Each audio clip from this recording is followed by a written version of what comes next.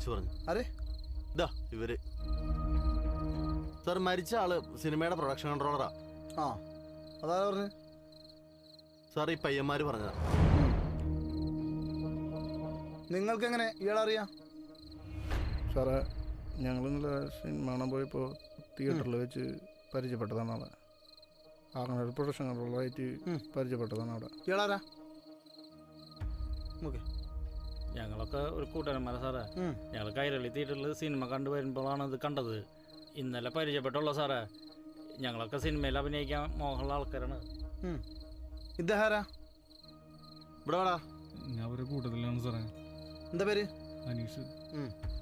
ഇവരോട് വന്നാ? ഞങ്ങൾ ഒരുമിച്ചാണ്. ഇവരക്കാരാ? ഞങ്ങൾ കൂട്ടുകാരന്മാരാ, 5 കൂട്ടുകാരന്മാരാ. ഇവരെ കംപ്ലീറ്റ് ഡീറ്റെയിൽസ് ശരി സാർ. ഓക്കെ, എപ്പോൾ വിളിച്ചാലും സ്റ്റേഷനിൽ ഹാജരാണോ കേട്ടോ? ശരി സാറേ. ഇവിടുത്തെ കംപ്ലീറ്റ് ഡീറ്റെയിൽസ് എടുത്ത് ഇവിടുത്തെ ഫോർമാലിറ്റീസ് എല്ലാം കഴിഞ്ഞിട്ട് ബോഡി പോസ്റ്റ്മോർട്ടത്തിന് വെച്ചു. Okay sir.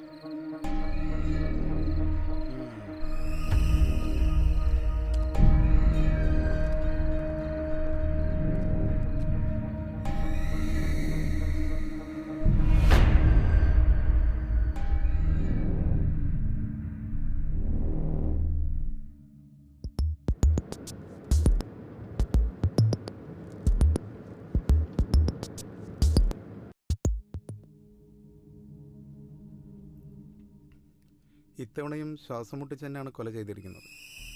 കഴിഞ്ഞ മർഡറും ഇതും തമ്മിൽ നല്ല സാമ്യമുണ്ടല്ലോ ഡോക്ടർ? ഓഫ് കോഴ്സ്, മർഡർ ടൈമൊക്കെ ഏകദേശം സെയിം ആണ്. ബട്ട് ഇതിൽ തലയ്ക്ക് ശക്തമായ ക്ഷതമേറ്റിട്ടുണ്ട്. ഓ,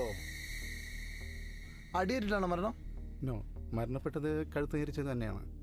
അപ്പോൾ 2 കൊലയും ചെയ്തത് ഒരാൾ തന്നെയാണെന്ന് ഊഹിക്കാം അല്ലേ ഡോക്ടർ? മേ ബി ഒരാൾ തന്നെയാവാം, പക്ഷേ തലയിലെ ക്ഷതം ഒന്നെങ്കിൽ പിടിവലിക്കിടെ റോഡിലോ മറ്റോ ഇടിച്ചതാകാം, അല്ലെങ്കിൽ ശക്തമായൊരു ആക്രമണം.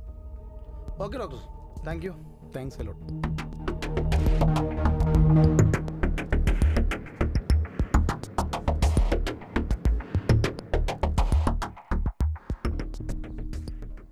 സാർ, ഈ 2 മർഡറിന് പിന്നിലും ഒരാളാവാനാണ് സാധ്യത.